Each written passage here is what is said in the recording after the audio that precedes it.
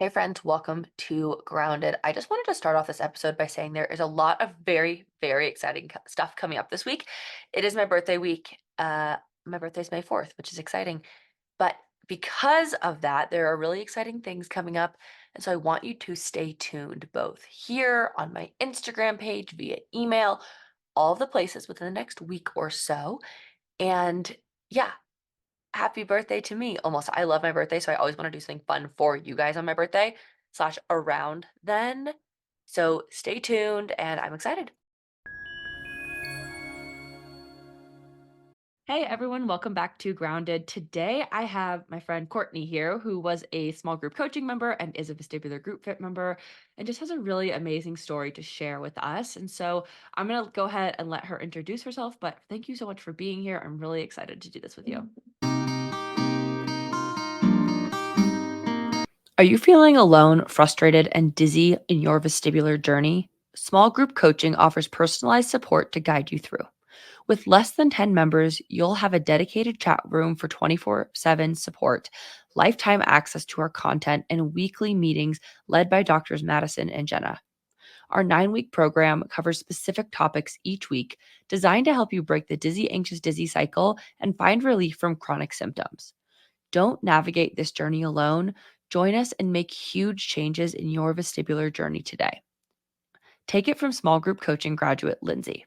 She says that when I started small group, my life changed almost immediately. I finally had other people validating my symptoms and I felt heard. The insights and expertise that both Madison and Jenna provide are priceless.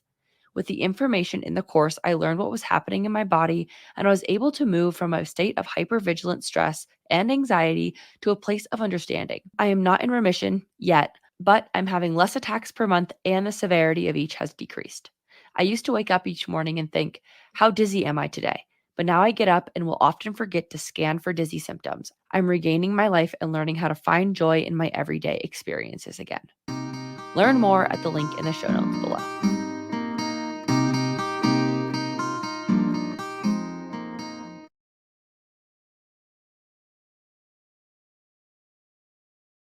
Absolutely. I am so happy to be here and so happy to be doing this. My name is Courtney. I live in Raleigh, North Carolina. I am a mom to a 13-year-old boy and 12-year-old girl. I have a wonderful husband, Trey, who together we run a small boutique real estate brokerage together, residential real estate. I am type A, I'm ADD, and I'm OCD. I got all the A's and all the D's. I love it. I love it. Um, well, I know that you, have told me your story before with dizziness, and I appreciate you kind of telling us about yourself. I think you have two of the most active children on this planet, so you really are doing all of the mom things, all of the extracurriculars, and the way that you've handled that throughout your vestibular journey has been fantastic. So, if you kind of tell us about your dizziness, what triggered that, how it started, as long or as short as you'd like to be, is great. Everyone loves to hear. Yeah, absolutely. So, it has been an interesting journey. I think most people would say that. Back in winter of 2020, I will never forget, I was up all night with my son, who was very, very sick with a stomach bug. And, I don't think he went to bed until like 5 or 6 AM, and at that point, I still had to, get up and get another kid ready for school and, all that good stuff, and, a few hours after he finally went to bed, I started feeling just, like, really lightheaded, and I thought, "Hey, I'm coming down with the same thing," and, that's when the first, I guess, bad vertigo attack hit. It was, you know, I'd say relatively short-lived, a few hours, and then I still felt kind of yuck the next day or so, but recovered just fine. I had 2 other similar incidents with the vertigo lasting, a little longer both times, and all I really had was, meclizine, which unfortunately didn't really help too much. Too common. Yeah, but I went to my primary care and, they were like, "Well, just try some Afrin for a few days and see if it's probably just a, sinus thing," and Okay, tried that and it wasn't. And then I got a referral to an ENT, which he was just a general ENT practitioner. And he was like, well, I've kind of got some ideas and it might be headache related. It might be something else, but I'm going to send you to a specialist. And so he referred me to another ENT who I'm with now, who I absolutely adore. He's the otologist, neurotologist, specialty. So he's really good. Saw him in like the summer, fall of 2023, and he diagnosed me with Meniere's disease. And I will say the 3 episodes that I had, for the most part, follow what you hear and read about your typical, Meniere's flare. Mm-hmm. Um, After that 3rd episode, nothing. Like I was pretty much fine. I would have some, I did have some hearing loss, but not bad. I've had tinnitus as long as I can remember. So that was, whatever. Um, and then fast forward, I was just doing life. So then fast forward to June 2023. And I woke up on a Monday morning and I was just feeling really off. I was like, I'm lightheaded. I'm feeling a little bit just off balance. I did not feel good all day. Still got through the day, made dinner. I made this big crock pot meal. I still remember. And then I sat down at my desk and everything started spinning. And I was like, oh no, here it comes. So, that episode was much worse, much longer than the 3 that had happened in 2020.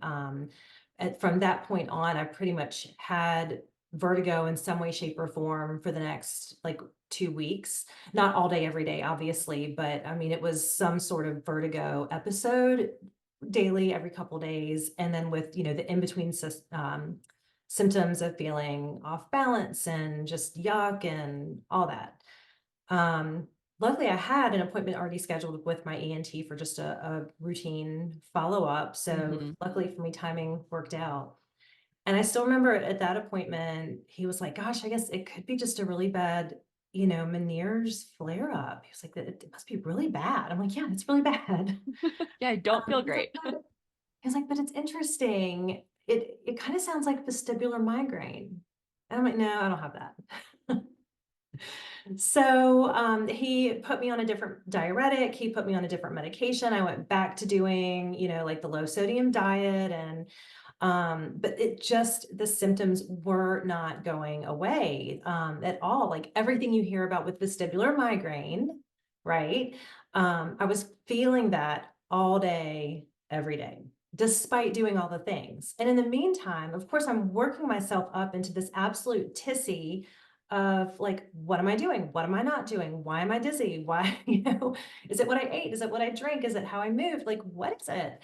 And of course, at the time, I'm still like, no, I don't have vestibular migraine. Had more vertigo attacks like for another couple weeks in September of that year, and ended up with a neurologist. My ENT, he was like, I really want you to go see a neurologist. I really think it's vestibular migraine. Like at this point, he's been harping on it. Like, I think it's vestibular migraine, but you need to go see a neurologist. So I did. Of course, the neurologist is like, no, nope, definitely not that. Nope. So she's like, you're just really sleep deprived. Oh. Which I was, at the time, I'm like, great, I don't want another diagnosis. But she did start me on like an antidepressant, amitriptyline, which after a few weeks kind of seemed to take the edge off. And I did start to feel a little bit better. Still having symptoms. So but finally, I made it to another neurologist. It was actually her supervisor. She was a physician's assistant. So I went to her supervising physician and she was like, yeah, it's vestibular migraine. I agree with your ENT. So from there, we started on a plan with, medication and, it's going to be some trial and error and all that good stuff. I will say in the meantime, I was lucky enough to, I did have a physical therapist I was working with and doing vestibular rehab, but I still don't think my brain was quite ready for that. I think it was a little too much too soon. But I also found you in vestibular group fit, and I think the education and really getting a better knowledge and understanding, kind of helped me move forward a little bit quicker and a little bit better. Absolutely. I'm literally taking notes over here.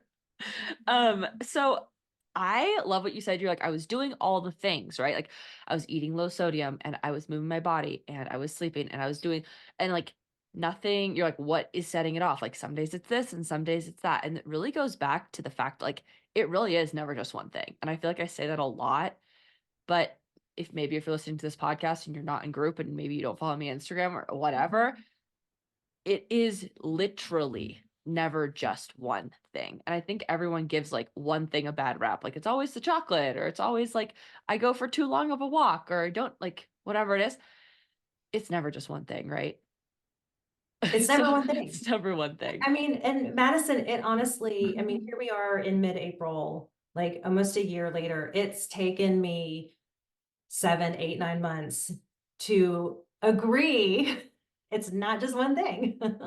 It's not just one thing that sets it off, and it's never one thing that makes it better either. Like Right. if I had a magic bullet, whether it was something pharmaceutical, something supplemental, some crazy exercise, something that could make everyone with dizziness or even everyone with vestibular migraine or Meniere's disease or neuritis or what have you feel better, I would be a bajillionaire. And I can promise you that I am not. And it's just not one thing. It's some trial and error weird combination that's going to work specifically for you, and the next person it's not going to work for them, and they're going to be like, but this worked for Courtney, and you're going to be like, but that worked for, I don't know, Mary. And it's just going to be different things. And that's the interesting and frustrating part about going through all of this, is the trial and error and being like, I'm going to try this and it might not work. Right.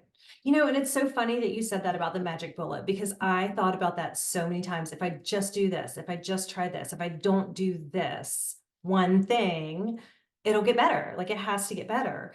And it really has taken me a while to kind of let go of that mindset and really focus on, like you talk about the treatment pie, right? Like when I first heard that term treatment pie, I was like, oh, okay, that makes a lot more sense. And Absolutely. I think that was kind of the one piece for me. I didn't really have that full picture, that full pie, right? Yeah, And now putting those elements in place, I mean, I'm a different person, right? I've still got a ways to go, totally. but oh my gosh, I've made it so far. And I You think really even have. further in such a short amount of time, having that full picture. Totally. I think, I guess we could say that the magic bullet is the treatment pie. It is. Oh my gosh, there's your There we bajillion go, dollar my idea. bajillion-dollar idea. But even within that, right? It's like we have to walk you and everyone else with the vestibular disorder, the proverbial we in the vestibular world, through a million different things that may or may not work. And there are a lot of questions, and I see you answering them in group, which makes me really happy. Of like, should I take an SSRI, or should I take this, or should I take that, or should I try this, or should I go back to rehab, or how do I change my exercise routine or my sleep deprivation or whatever? And we go over all of these things in group, but I also understand that people want like the answer to their specific problem, which is why they ask. And Mhm. I think part of the power of group is knowing from me and Dr. Jenna and also everyone else what works for them. And also knowing that like you changing the way you breathe for 2 minutes a day and doing like, I'm going to notice myself breathing versus like a couple of physiological sighs, which if you don't know what those are, join group and I will walk you through all of them. That's going to be two different ways to regulate stress and regulate your nervous system that don't work for two different people, right? Oh yeah. Yeah. And It's so funny. This is a little bit of a segue, but or yeah, not segue, but my I was bringing my daughter home from soccer last night. And for me, one of my lower hanging fruits was the breathing and grounding. I bucked it like nobody's business. Still buck it sometimes. But I am working on that. I have set a schedule. I have put like reminders in my phone, so it goes off either on my phone or my watch. And last night was a later soccer practice. Usually my husband takes, but I did last night. And so we're coming home and my phone goes off. My daughter grabs my phone. She's like, breathing and grounding, what's that? And so then and she's in 6th grade. So we had this whole talk about what breathing and grounding was, and I kind of related it back to my condition. And I was like, and that's why we do this. She's like, oh, like starfish and rainbow breathing. And I'm like, no, there's no such thing. She's like, yes, there is, mom. And she told me what starfish breathing was. And it's like your hand, and you breathe in and in and out while tracing the shape of your fingers. And apparently Love her fifth that. grade teacher did that with them in fifth grade last year. Uh-huh. And then rainbow is like you breathe in and you bring your arms together and up over your head and then out. So you're forming a rainbow with your fingertips. And I'm I like, love that. what? And I love that they're teaching that in school. I know. I What an know. important thing. Like I feel like we grew up with like, here's how to do algebra. And while I do actually use simple math often, and I don't think that we need to nix the algebra, I do think that like learning the practical things like that is so important. And it only takes a second for a fifth grade Oh, teacher to tell you that, oh to do yeah. that. Or maybe like everyone's having a crazy day in the classroom and she's like, I gotta calm these kids down and we're all gonna do starfish rainbow breathing. And I love that she's teaching that. I think that's great. Yeah. I thought it was great. So now I told my daughter, I was like, well, when I do breathing and grounding, I will do rainbow and starfish breathing. I love that. That's so great.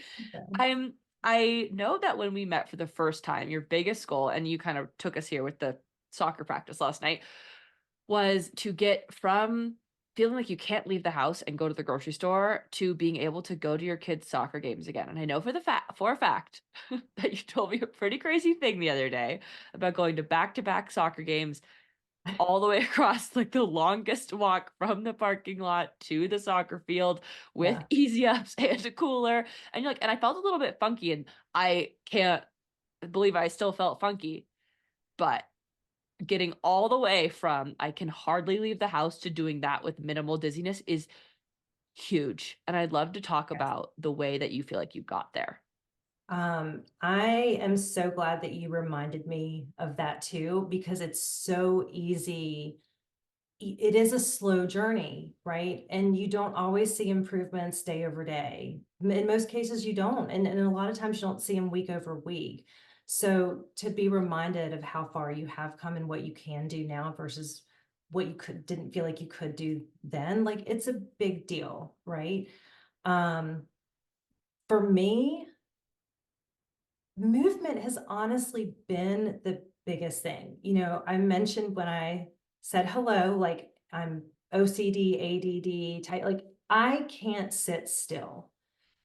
I used to, I wouldn't go get a massage because I couldn't sit still, right? Um, so I think that aspect of my personality probably did help me a little bit or a lot. Even on my worst days, like I would make myself go outside and just walk. I would make myself get up around the house and just walk.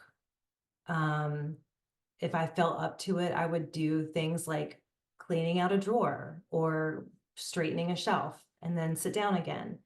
Um, but I mean, honestly, it's been the movement, and it's funny because I mentioned vestibular rehab, and I started with a vestibular therapist pretty early on, again, before I even had the VM diagnosis.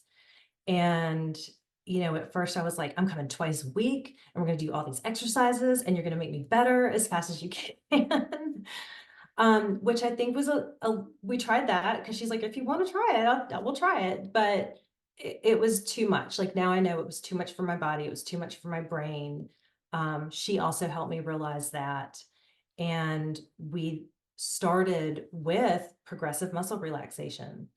I mean, there were days that I went to vestibular therapy and all we did was breathing and progressive muscle relaxation. And then of course, at the end, I'm like, give me an exercise to take home. Can I please just have one exercise to take home? you know? But we started with that. And then I got to a point where I feel like I kind of plateaued. Like I was still, really dizzy every day. I wasn't having the vertigo, thank goodness, but I was still just really dizzy, really lightheaded, um, feeling off balance. And she helped me discover a couple of other things. We started with cardiovascular exercise. She just put me on the bike where you sit back a little bit, and we would Yep. do 5 minutes just at a slower pace. And then over time, we'd pick it up. And I had a bike at home, and she's like, "Okay, well, that's your homework. That's your exercise." She's like, "We're not going to do any of this shaky head stuff." She's like, "I want you just to get on the bike and ride your bike." or go outside and walk. I'm like, okay, I can do that. So slowly started building up to more and more time on the bike. And I'm still not doing like it's a Nordic track version of the Peloton. So I don't use the screen. I don't do the classes. I'm one day I'll get there. But I just do a manual bike ride and I worked my way up from like being dizzy after 2 or 3 minutes to doing 20 and 25 minutes. Um, that I think that it was that movement. And then I just being outside too. I had to be outside in the fresh air. And I enjoyed walking our little dog around the block. And I think between the movement on the bike, the movement with getting outside in the fresh air, walking the dog, because that was a slower pace too. I mean, those were the things that helped me. And then just staying active, for like a better term, around the house. Um, Totally. yeah.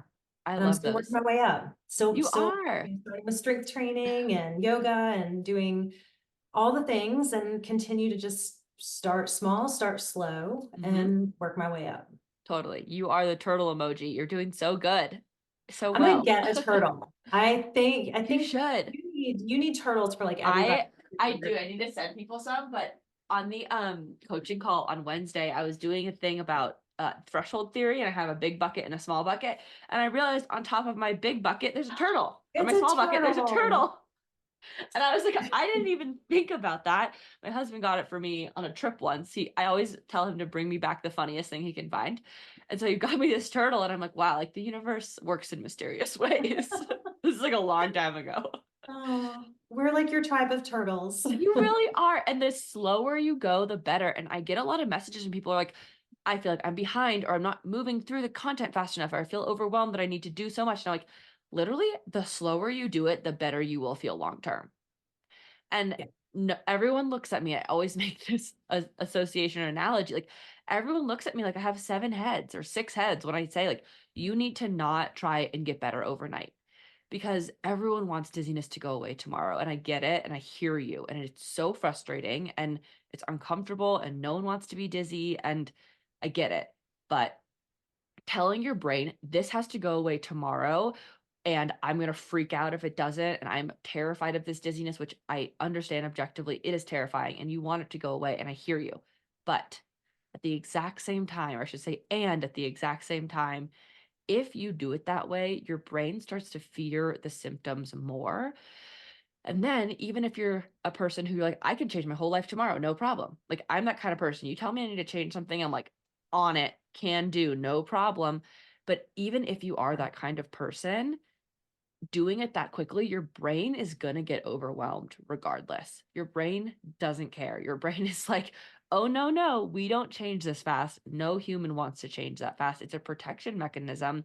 And the faster you try and force yourself to do this, the worse it's going to be long term. And it's also not going to be sustainable, just like the people who try to lose weight, eat 700 calories a day for 8, 10 weeks.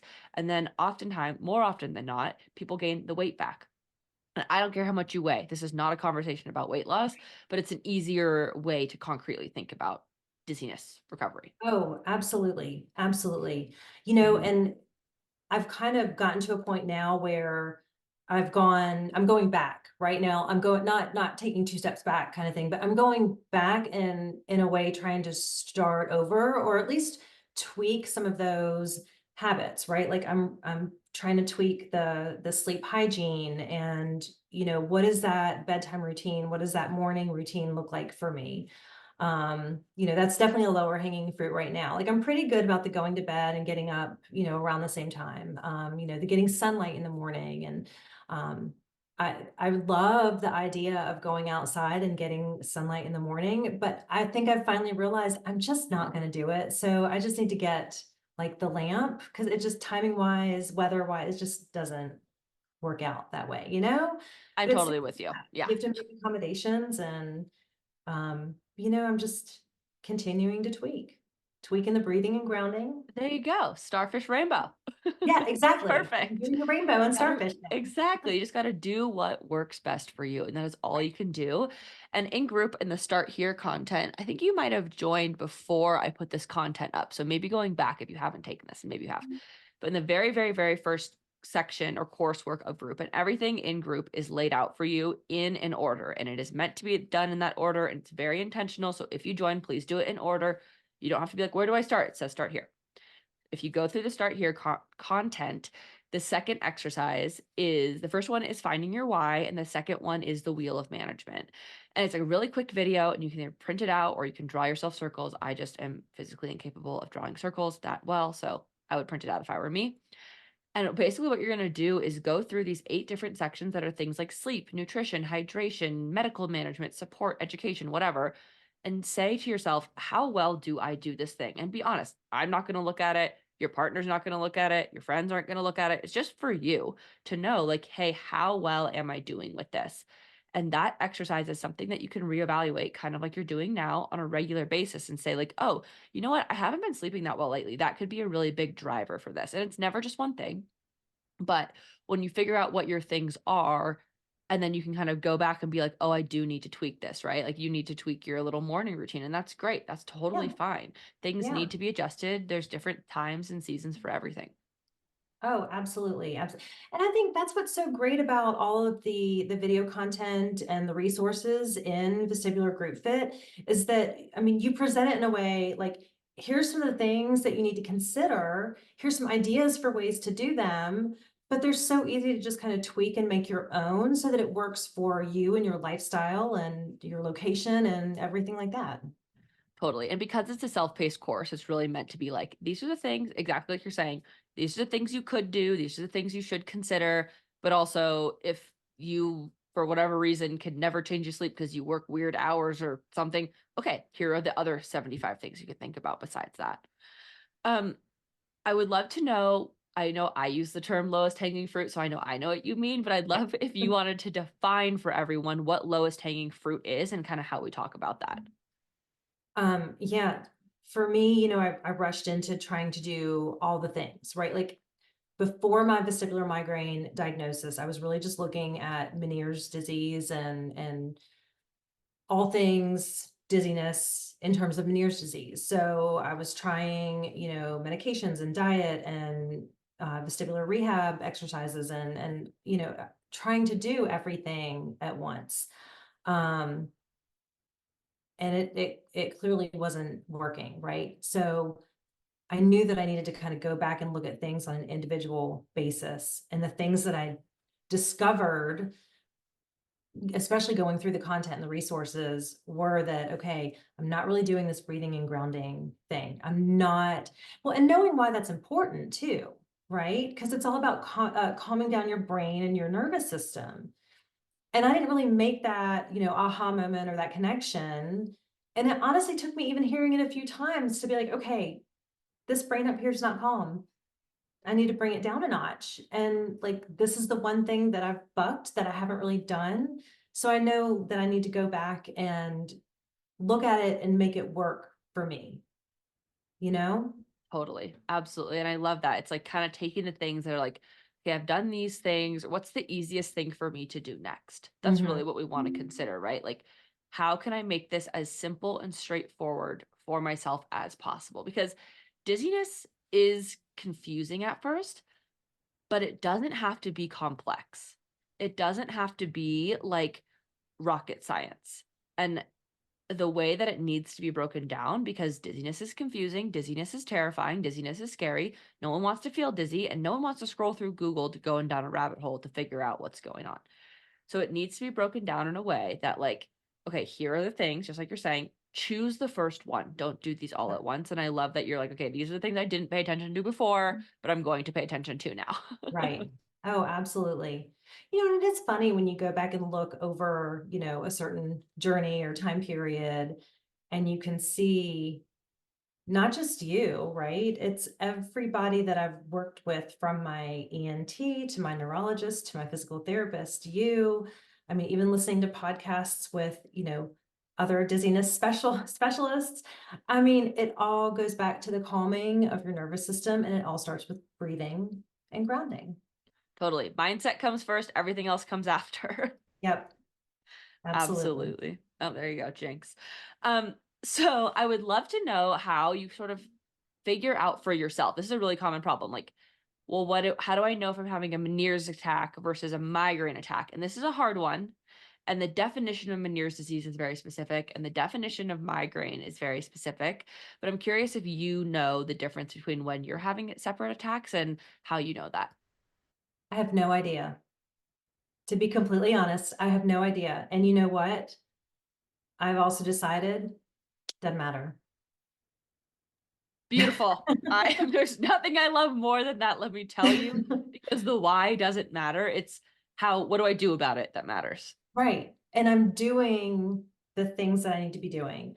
I really don't know. And I honestly, the first time you and I met, yeah, I don't know if you remember this or not. I think I I asked you the remember. same thing, and I'm like, how do I know? And what do I do? And what caused it? Da, da, da. And again, it goes back to the calming of the brain, the anxiety. I I'm fine with it. I've made peace with it. I'm taking care of myself. And Yes. that's all I can do. Yes. And I keep telling myself that and doing that, and it really doesn't matter. Because if I'm doing all the things and I'm gonna have a flare up or an attack of either or both, it's gonna happen, and I've got the tools and the resources I need to deal with it. You do. Way And more than I did a year oh, ago. I'm so proud of you. That's the Thank best thing you. I've ever heard. You're like, it doesn't matter. It's like that. There's no better answer. I will give one, not caveat, but just if you are a person listening to this and you're like, do I have Meniere's disease? Meniere's disease requires spinning during an attack. If you have migraine that also causes spinning, that can get kind of convoluted, but room spinning vertigo, meaning you are seeing the wall slide in front of you. There is no like, I feel dizzy inside. That is Meniere's disease. Like that could be a part two of it. But part one, the attack itself, 20 minutes to 12 hours of room spinning vertigo, all in one direction for the entire time. And it is not comfortable by No. any means. It is horrible. Yeah. But that's how It's you awful. typically will know. But at the same time, doesn't, Right. what are you going to do? Yeah. You're going to use your tools, use your plan, all the things. And it's funny too. I've asked my ENT and neurologist this because I mean, anybody who's done a little bit of Googling, you would know that the symptoms overlap so much. They're tied in, like they're so similar, so similar. Even the distinctions that differentiate the conditions have some overlap. So, and I'm one of those funky people, like all of my stuff overlaps. And I've asked my ENT, I'm like, could it be just vestibular migraine and not Meniere's? He's like, could be. Yes Could and be. no. Yeah, I guess Tough to it's no. say. But I mean, at the same time, we've got a treatment plan in place to keep me healthy, keep me prepared, and keep moving forward. There you go. And that's all you really can do Yeah. at the end of the day. I just recorded a new pathologies module for vestibular group fit. And it really, if you don't have a diagnosis and you're like, I'm really looking for the resources that's going to help tell me what it is and help talk to me about my doctor about it, that's the lecture for you.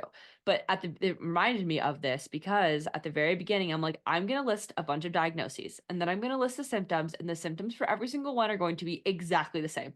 Yeah. Exactly the same. There is no difference. So people will be like, I have room spinning vertigo and some dizziness sometimes.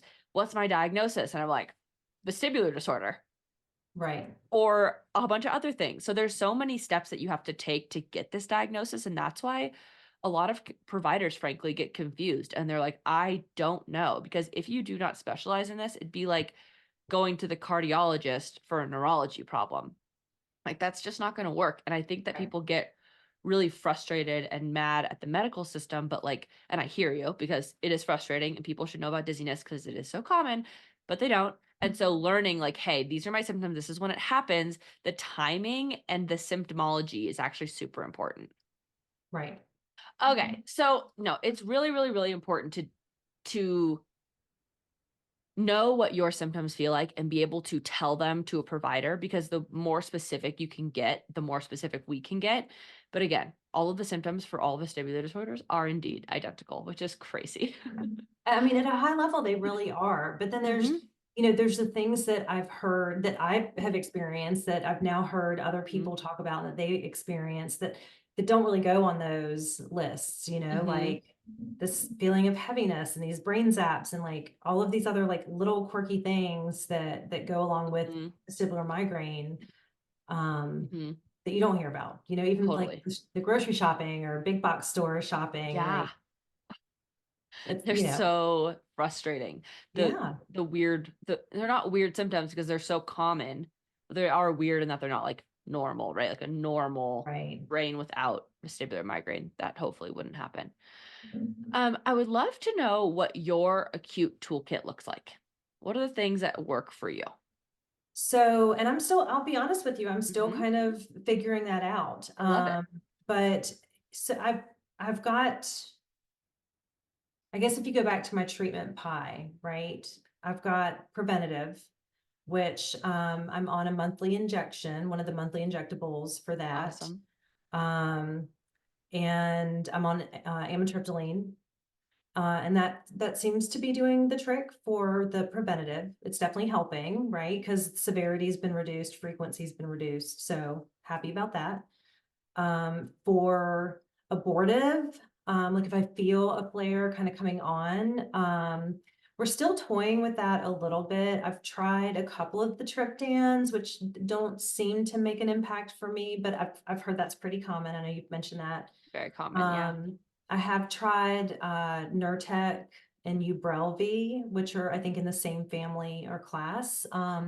I don't think I saw much impact with the Nurtec. I did see a little bit of help with the Ubrelvy on the abortive side. So we're still kind of toying with that. And then of course, figuring out how to get that pushed through insurance, the whole other story. Something that won't put Nightmare. you in a flare at all. No, not stressful whatsoever. No, not at all. So we're getting there. We're getting there with that, on the abortive side. And then rescue is for if I'm in a full-fledged room spinning vertigo. I mean, that's the typical. I've got the diazepam or Klonopin and then Zofran for nausea. So, and when I finally got those, thank goodness I finally got those, and I've had to use them. They've been effective within a short period of time. Thank Hmm. goodness. Those So, are an awesome short-term solution. Like I yes. absolutely love that you have them and you use them that way. I think that's so great. And I think a lot of people end up pill shaming themselves like, "Oh, I shouldn't be taking this. I've somehow failed." And I know it can be really difficult to take either a daily medication or a monthly medication or even an acute rescue medication. But think of it more of like, this is how I support my body. My body's chemistry, something's going on. And I don't really know what it is or why it's happening or whatever. And you can always look deeper into that. But for now, like, this is what my body needs. And it's uncomfortable. It's yelling at me like, hey, something's wrong. And this is what I can do to support my body. Right. I am so glad that you said that too, because I was one of those people. I've never really liked the idea of or Hmm. feeling the need to take medication. Like if I could have it my way, and I could have it my way, right? I would do everything holistically, and I would love, like that's a long-term goal. I would love to get to that point someday, but I am okay with having to take medication and using that as, a crutch. That's not really the best word, but I mean, it's a way to help me get to the end point, right? A way to help get to that bigger goal. Um, it's what I need right now, and I'm okay with Totally. that. Totally. And that's another thing I've learned is trial and error. Oh my gosh. Don't go into the Facebook groups and be like, what are your thoughts on this medication? No, What are your don't thoughts on do this it. medication? Because the people that are in those Facebook groups are typically the people who are struggling the most, unfortunately. And everybody is so different. Everybody is so different. And what's going to work for any treatment pie for me is going to be different for you, which is going to be different for 20 other people. The same preventative might work, but the same abortive may not. Like you just don't know. And it does Totally. take trial and error. Hmm. And it's frustrating, but I think that in order to get yourself to a point to where you can be holistic in the way you manage your illness, some people, and I'm okay with being one of those people, you need to use medication to get there. Totally. It creates space. Like Yes. that's really what I've found for people. creates space. And there's something I can literally read to you. I have it saved on my phone because I post it so much in our Facebook group. The response to medication. And it is that you are welcome to ask this question, but here are the things you want to know. And it's long, so I will not read it all to you. But when you post in VGF, hey, what do you think about, I don't know, amitriptyline? I will say, hey, it's a great medication for some people. It's not a great medication for other people. You're never going to know until you try. And there's something called a nocebo effect and number needed to treat. The nocebo effect is the effect that will happen often. Not saying that side effects don't exist, but it is saying, hey, if you think I'm definitely going to get this side effect, it is so much more likely to happen. It is almost guaranteed to happen. If you're like, I'm going to go in this and I'm going to have XYZ side effects, 100% full stop, they're going to happen to me, they're going to happen. Right. I'm not, yeah. And I'm not saying that side effects aren't real. Medications aren't without side effects, but they're more likely to happen. And the second thing is number needed to treat. With every single medication on this entire planet, there is this number, and it is the number of people in a trial who, or in the world, who need to try a medication before it works for one person. It could be 55, it could be 120, it could be 32, it could be any number. But how many people need to try a medication? So how many thousands of people need to try amitriptyline before it works for 150 people? How many people need to try nortriptyline, Amavig, Ajovy, Ubrevly, Nurtec, Timolol, like how many, propanolol, how many people need to Yeah. try these medications until they work? A lot. And so if you take one and it doesn't work for you, it doesn't mean another one won't work. It just means this wasn't the right one for me right now. Like my body's personal chemistry doesn't like this, and that's okay. You can take a genetic test actually now and determine which one might be best for you if that's most comfortable for you, which is really cool. There's a lot of things that you can do now to see, hey, like, do I need to microdose this? Do I need to take this in like 37.5 of Effexor is not the smallest dose. Like people will literally like, I'm not telling you to do this. This is not medical advice, but people will literally break open the caps and take one bead. So taking them in smaller doses, if that feels comfortable, is something that will really help you make space, and talk to your doctor about the plan you want on this situation, whatever. But the space that you can use, exactly like you're saying, to say, hey, I want to be able to use all of these other things, but I don't feel comfortable, or I have a really hard time like even getting myself out of bed in the morning to be able to exercise and drink enough water and eat enough protein and walk outside and look at the sun and do the 100 other things. I'm like, you should Right. probably consider this, right?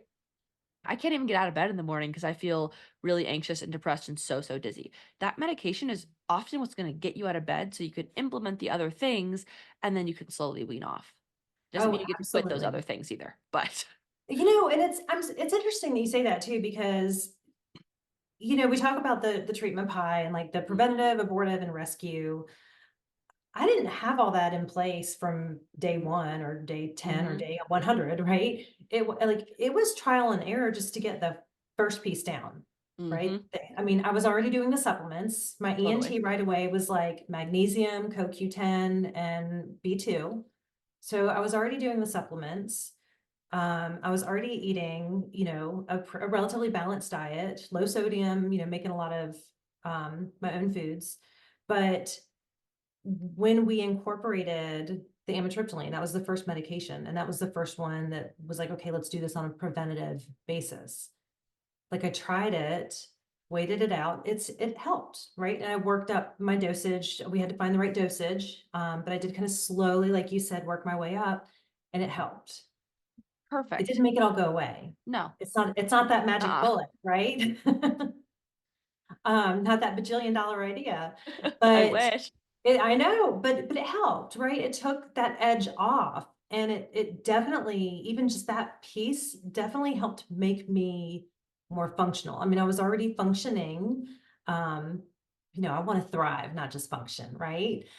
It helped me function a little bit better and then get to that next point where we were able to say, okay, so this is done, this has gotten you to this point. Let's incorporate, an injectable, and, let's make sure we have something, because even on the preventative, you're going to have flare days. So let's get you on the injectable and then look at these options and trial these options for flares, right? So Totally. I think it's like you said, is so frustrating. And there's a reason they say patience is a virtue. It really is with this type of condition Mhm, because there is so much kind of like waiting and seeing. mhm. Um, but I do think it's smart to add piece by piece versus throwing it all in at once, because then you're not sure what's working and what's not. Oh, totally. Definitely. Do not throw everything at the wall and see what sticks. Please don't Yeah, do that. A don't pasta recommend metaphor. Don't do it. It it. will not work. But I do love that you're like, it didn't help everything, and then I needed to add more stuff, right? I love that. And I know it's like, I don't want to add more stuff, but sometimes we have to, and that's Mhm. okay. And I also think it's important to remember that people are like, well, it didn't help my chronic dizziness. It's not for that. That's not what the medication's for. The Yeah, medication is to treat the attacks and to treat the flares of vestibular migraine in this case, in order to reduce the number of frequency and intensity days that you're having so that the chronic symptoms can reduce, but you only reduce those. There's some stuff to say like an SSRI will help with chronic dizziness, and we don't have to get into that and like triple PD and things. But that being said, it's not for that. It's to reduce the number of frequency and intensity days of migraine attacks that you're having, or Meniere's disease attacks that you're having. And so then you can do the rest of the stuff that's going to reduce the amount of chronic dizziness. And for some people with triple PD, for example, an SSRI will work wonders, but still you have to do VRT, you have to exercise, you have to do breathing and grounding, you have to right. maybe go see a therapist, you have to critically think about your symptoms, you have to no longer fear them, you have to go do stuff anyway. You have to do it scared. You have to reintroduce it slowly. There's 1,000 things that I could list right now that you Oh, still yeah. have to do on top of the medication. It's not just like I'm going to take this or even take these 6 meds and be like, okay, I'm going to be fine now. No, you still have to do the lifestyle work. And Absolutely. Absolutely. And I mean, I almost wonder too, like if I took all the medicine, all the medication off the table, not the supplements, but just the medication itself. If I took all that off the table, I do wonder, I'm not going to try it. But I do wonder how much of a difference there would be now because I have implemented so many of the lifestyle improvements. And I'll tell you a big one for me too. And this also goes back to my first therapist that I work with. Um, I would come in to see her like around 10:30 in the morning, and I wouldn't have eaten anything because before all this started, I was trying to do the whole intermittent fasting and all that. And finally, she's like, I said something about being hungry, and she's like, "Have you not eaten?" I'm like, no. She's like, "I think you should try to eat something in the morning. Can you just eat something when you wake up?" So I implemented that. That's part of the lifestyle. That may be as close to a magic bullet as you can get because I realized, like, I don't know if it was like a blood sugar or what, but when I started eating, like when I got up and then roughly every 3 to 4 hours after, like that made a big difference too. Like keeping things just nice and even keeled all day, you know? it makes a huge difference. The thing that was beeping on my phone that I got up to get is my continuous glucose monitor. I just got one the other day. That's what's beeping. And I turned off my phone. I had to take it out from my MRI. So now it's beeping at me, whatever. But in the middle of the night, your blood sugar plummets, and it's supposed to, right? You don't eat for 8 or 10 hours or whatever. But then in the morning, like your blood sugar isn't going to go up. And like your liver does this amazing thing where it like releases glucose if it needs to. And then your pancreas releases insulin. And it kind of like does this thing overnight. And if you're not diabetic, that works pretty well usually and all that good stuff. But your body is expecting to be fed at some point, and I find that intermittent fasting just doesn't work for people with vestibular disorders. I know there's like stuff in the longevity community and whatever, like how you need to like intermittent fast for whatever reason, but I think it's all about quality of life now, not living to be 150 later. Sure. But if you get I think to you just have to listen to your body and you have to 100%. give it what it needs, Hmm. especially with a condition like this, Hmm. more than Absolutely. ever. Absolutely. Absolutely. I think like all of the like holistic or comprehensive or whatever you want to call it things that you have been doing, going back to your question of like how am I going to feel generally, like if Oh, I took yeah. off the medications tomorrow. If you just cold turkey quit, probably like trash.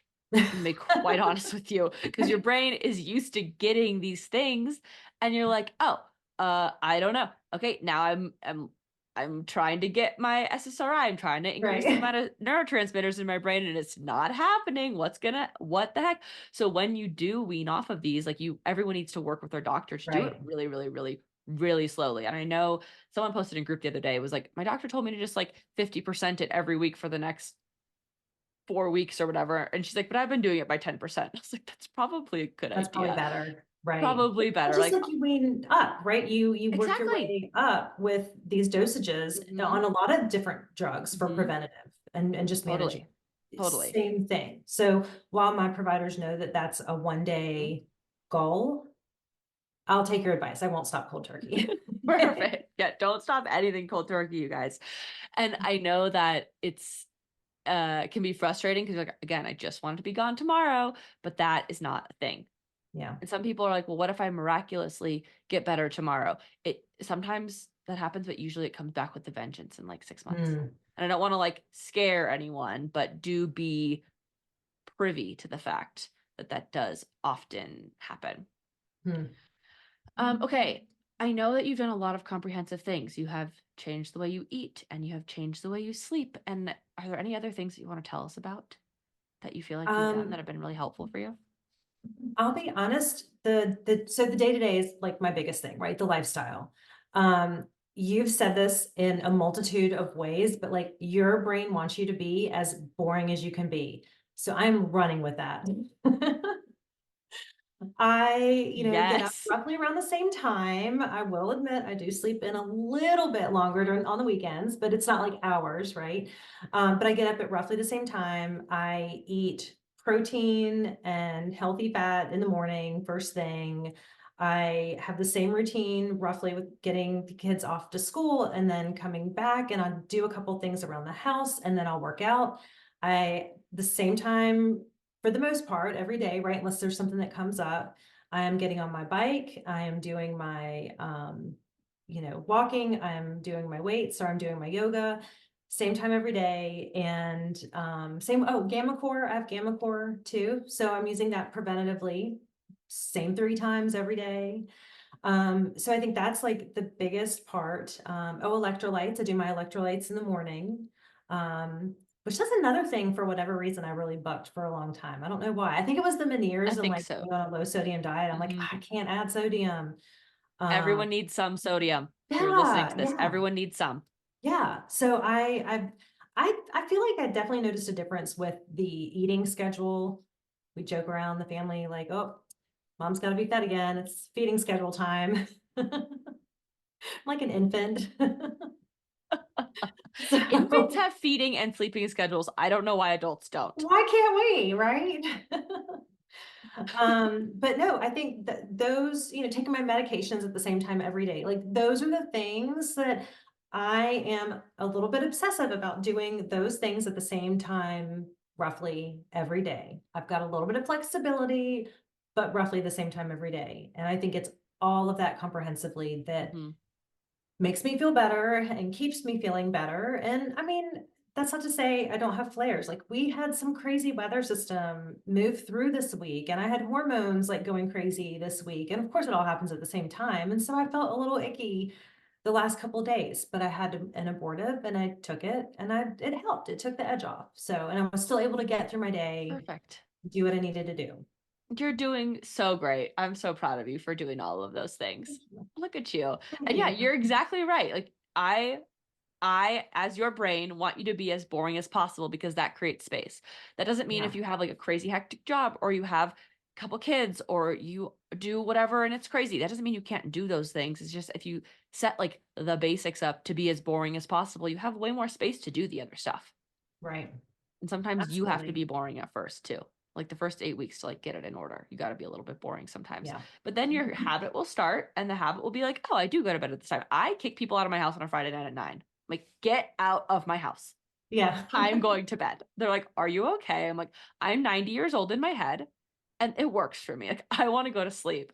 And Yeah. it's just a better way to function, honestly. So Absolutely. I'm with you. Absolutely. I'm with you. Okay, a couple more questions. First one is, what made you join a small group coaching? So if you guys still haven't picked it up by now, Courtney has done one-on-one with me once or A couple Couple times, times. couple times, not once. Then vestibular group fit. You have to do vestibular group fit to be a coaching member. So doing those. And then you join small group coaching. And I'd love to know your why for small group coaching. Yeah, about that time that I had joined small group coaching, I had not been a vestibular group fit member for very long. Um, and I was that person who jumped right in and watched every single module as quick as I could. Like I binged it like a Netflix show. Um, which is part of the reason why I decided, okay, I'm doing some of this, but I need to tweak it, right? So I kind of went back to the basics, literally the basics.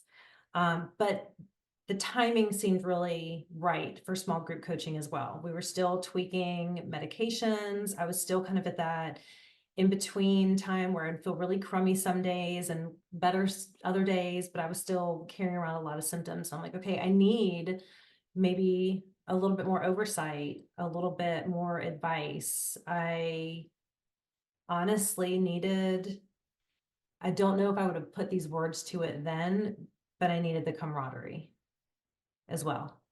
And that's one big Totally. thing that came out of it, because this can be so isolating and so frustrating, and you look fine on the outside, especially if you can get your hair and makeup done right. You look fine on the outside, but you're like dying Mm-hmm. inside, Mm-hmm. and nobody knows, nobody understands. And it's such a hard thing to explain on It top of that. is. So It really even if no is. one understands it, how do you make someone understand, right? So then to find people and form relationships with people who are, unfortunately for all of us, right, experiencing the same things, like you no longer feel isolated. And then you Mm-hmm. have that level of accountability as well for, okay, what are you putting in place? Is it your sleep hygiene? Are you walking? Are you, doing your, we were joking the other day about a week of the fives. We were all going to do 5 minutes with 5 pounds, and, Yes. so, I'm really glad that I did it, because not only have I improved because of the help that I found and the support and the resources and advice and everything that I got through the support group, I've been able to implement that. I feel better. And I also have that camaraderie as well. The four of you are so cute. Oh, The four of you are like, the word is vesties, like vestibular best friends. Like, and yeah. it's just like, I love the way the four of you got along so well. Like, your coaching container is sent over. So Dr. Jenna and myself remove ourselves from the group, and you guys are like, we're gonna keep texting. I'm like, do Oh, it. Like, yeah. you guys are so cute. And I We love did. that. We still, and I mean, we were texting last night, and I mean, we are like, we're each other's cheerleaders. And we had our first meeting without you guys. Oh, you guys are adorable. I love that so much. It makes me so happy. So We didn't talk about you at all. I'm not there. Yeah. Don't talk about, you don't need me. You guys are doing great. You're thriving. You don't need me. But it was really good because we were able to just bounce some ideas off of each other, be there for, a virtual shoulder to lean on, tough times or tough days. And I know that's not what's going to happen with every small group, right? It may or may not, but it did for us. It worked. And I You guys think were so fun. everybody, I'll just speak for them. I think everything everybody got out of it was, I mean, it was a lot. It was a lot of really good, helpful information Good. I'm and glad you things guys. that were easy to apply. Yeah, it's got to be easy or it's not going to work, right? It's got to be Yeah. like, I can actually add this into my life. And like the Hmm. thing you might have added might be not the same thing. Like, I don't know, Lindsay might not have added or whatever. And you guys Right. do different tests and different things and whatever. But at the core of it, there's a lot of similarities. And Oh, I love that. absolutely. And I'm so glad you were in it. I'm so glad I am it too. all, yeah, it was so fun. Um, okay. I got a couple more rapid fire questions. Are you Okay. ready? First thing that comes Hmm. to your mind. What's the biggest goals you have reached or want to reach after joining small group coaching / group fit? Having a vestibular disorder. Okay. So biggest, well, maybe not the biggest, but big goal, and I won't say long term. I'm going to go back to Disney World. Yes. I I know you can. can. I know I can too. Other people have done it. I'll get there. But that's, that's a big one for me. I love it. I forget you guys live like right there. Not right there. You don't live in Florida, but It's really like an close. 8-hour drive. Okay. So you're gonna drive and you're gonna go and you drive back. Or Maybe fly. fly, either one. We have options. Perfect. I love that you have options. And I love that you feel like you have options. Yeah. You're like, I Well, can get there and I whatever way. know too, like even when I get to a point where I feel like I could manage a full day at a Mhm. park, I mean, it's just a different way of thinking, right? Like I know when we plan it, usually we go and we're like park, park, park, home, you know? But I think next time we plan a trip and when I'm ready for that, we'll probably plan like a park day and a rest day and a park day and a rest day and just kind of spread it out a little bit more. So, Beautiful. yeah. Awesome. Okay. What's one thing you wish you knew when you got diagnosed that you know now? Wow. Um,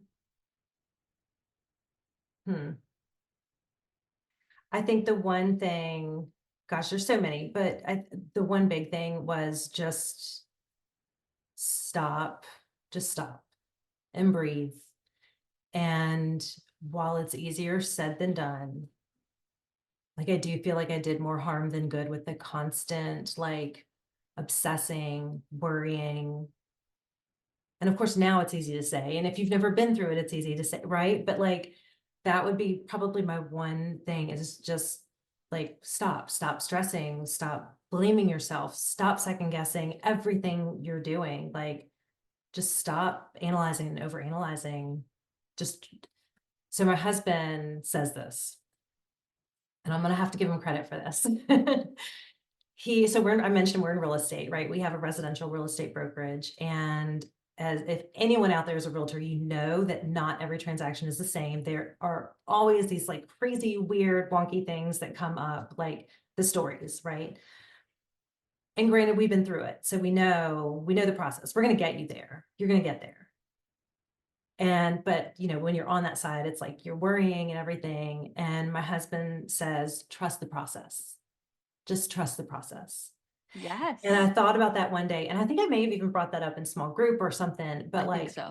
I have listened to that and I say that to myself, like, trust the process, trust your doctors. If you don't trust your doctor, find another doctor. Right. Just trust the process. It is a long process, but just stop worrying, stop overanalyzing. It brings you down. It makes it a lot harder. It So does. Trust the process. I love that. Trusting the process. I'm going to call this episode that. And then I guess this is sort of similar and you sort of just answered it, but a piece of advice that you'd offer others going through this. Well, I guess that would be it. Trust the But like, process. Yeah. trust the process. But this was another thing that I shared in small group, and this has been another thing that kind of resonated with me. The first neurologist that I saw, while I didn't get a diagnosis from her, and I did end up deciding that she wasn't the right fit for me, she said something that stuck with me, and I think this applies to everybody. Like, you are not going to feel this way forever. Yes. There is a light at the end of this tunnel. We don't know where that light is. We don't know which way this tunnel is going to go, but there is a light at the end of this tunnel and you will get there. You are not going to feel this way forever. It's so true. It's so true. And that is true whether you have felt like this for 1 year, 1 day, or over 25 years. And if you Right. don't believe the over 25 year story, go listen to Jerry's episode. Like that's all I should say. Yep. And every single one of you says the same thing. This doesn't last forever. There are tools. Things get better. You just need the right group of things to help get you Yeah. there. Yeah. Totally. And just move. Just stay moving. Keep moving. Move your body. Yes. Move your body. Everyone looks at me like I have 12 heads when I say that, but please move your body, please. Yeah. Yes, I love that you backed me up on that. All right. I do. Anything else you want to share? You feel like I didn't ask you or anything else like that? No, I can't think of anything else. Well, thank you so much for being here. It was a Yeah. pleasure Thank to you for talk to you. having me. Of course. I'm really excited for this to come out. It'll be a blast. I I know know. I am everyone's too. going to love it and get so And much then help. come back in another 6 months or so and Yeah, whatever we can do this again. I'm at. We can absolutely. I'd love to have you back. All right. We'll do an update in, I don't know, what's 6 months for them? Like October? We'll do an update. Yeah. All right. Talk to you soon. Bye, Courtney. Thanks so much. Bye. Are you feeling alone, frustrated, and dizzy in your vestibular journey? Small group coaching offers personalized support to guide you through. With less than 10 members, you'll have a dedicated chat room for 24/7 support, lifetime access to our content, and weekly meetings led by Doctors Madison and Jenna. Our 9-week program covers specific topics each week, designed to help you break the dizzy, anxious, dizzy cycle and find relief from chronic symptoms. Don't navigate this journey alone. Join us and make huge changes in your vestibular journey today. Take it from small group coaching graduate Lindsay. She says that when I started small group, my life changed almost immediately. I finally had other people validating my symptoms and I felt heard. The insights and expertise that both Madison and Jenna provide are priceless. With the information in the course, I learned what was happening in my body and I was able to move from a state of hypervigilant stress and anxiety to a place of understanding. I am not in remission yet, but I'm having less attacks per month and the severity of each has decreased. I used to wake up each morning and think, how dizzy am I today? But now I get up and will often forget to scan for dizzy symptoms. I'm regaining my life and learning how to find joy in my everyday experiences again. Learn more at the link in the show notes below.